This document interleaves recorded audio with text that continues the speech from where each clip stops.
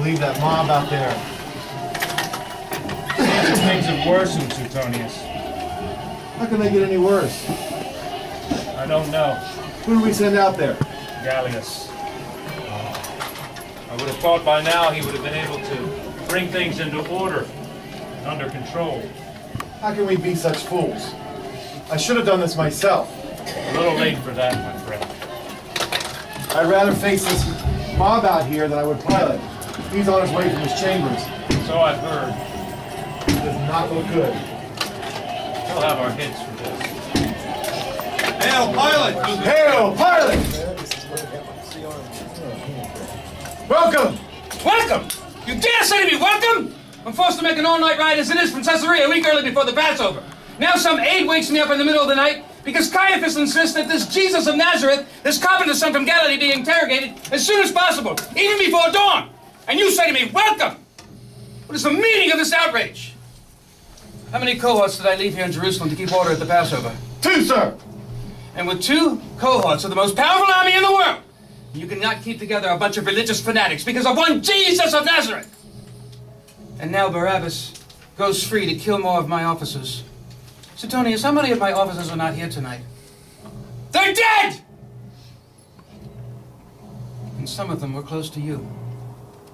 And now the Nazarene goes to the cross, though I interrogated him. Janice, you were there with me on the stone pavement.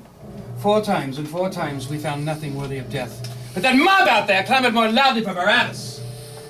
Surely because Caiaphas planted all of his mob in the crowd. To make matters worse, and more embarrassing, we have a most distinguished guest. A one alias Sejanus, you do us a great honor. Sent from Tiberius himself to observe how this mud-pit province is governed. Well, times for you to choose so. But before we go on with unpleasantries, may I say that I must congratulate you. I understand from the dispatches that you have been promoted from chief tribune to head of the Praetorian Guard. You do us a great honor. I so wish and so envy the Emperor that I wish I was surrounded by such competency with my officers. Unfortunately, the officers that you behold tonight, by this time next year, are going to be demoted to galley slaves! Your Excellency, the Lady Claudia wishes an audience. The lady. Close the door. Claudia, what brings you here this hour of the night? Pilate, are you holding a Galilean prisoner here within these walls? Yes. A carpenter's son? Called Jesus? Yes, and I can assure you it's of no concern of yours. It has become my concern. How so? Tonight I suffered in a dream. Because of him, he is innocent. Pilate had nothing to do with him. It's a curious thing, my heart. I was not aware of any edicts handed down from Tiberius or sent from Rome, but now a change in Roman policies where the governor of Judea receives mandates from his wife. Pilate, if you condemn this innocent man, Roman justice will be dealt a blow from which it will never recover. Enough! You go too far, Claudia. You always go too far. Leave us.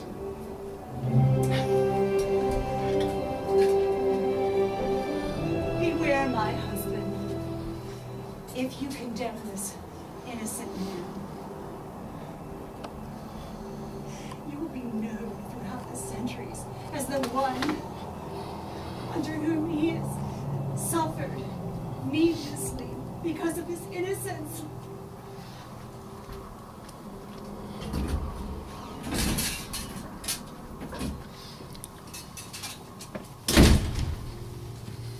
Women's fantasies. Say the darndest things. But the plot thickens. Antoninus, my most trusted slave, many years. Isn't the price of a slave these days in Jerusalem, a common slave, 30 pieces of silver? Yes. Although I must assure you, you're worth far more to me.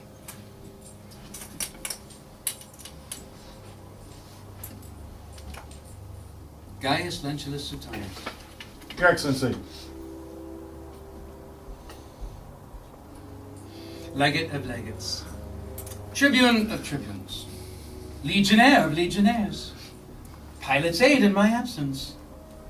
Did I or did I not hear correctly that this carpenter's son from Galilee, who feigns himself, and I can barely bring myself to say it, the Son of God, that he was handed over to the members of the Sanhedrin by one of his own for the price of a common slave? Yes. I must say, as out of control as things appear to be, I could not have planned it better myself. And now our Barabbas goes free to kill more of my officers, and the Nazarene goes to the cross. I tried to release him. Janus, you were there. I said, shall I crucify your king? And Janus, the Jews reply, We have no king but Caesar. the same Jews! Well, just a few years ago, said Janus, when I put emblems of his divine Tiberius in their temple, they reported me. I told them, I'm innocent of the blood of this innocent man. I told them, see to it yourselves. I wash my hands of the blood of this innocent man. You know what they said to me, Philippus? His blood be on us, on our children. How does one govern such people? We have more trouble with this one Jewish God than thousands in Rome. We must ask ourselves the question, gentlemen, and I fear the fate of the empire hinges on our reply.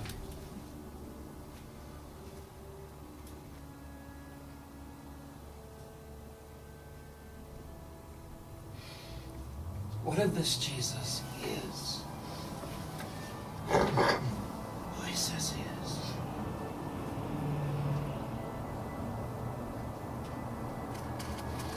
Rome's days are numbered. My days are numbered.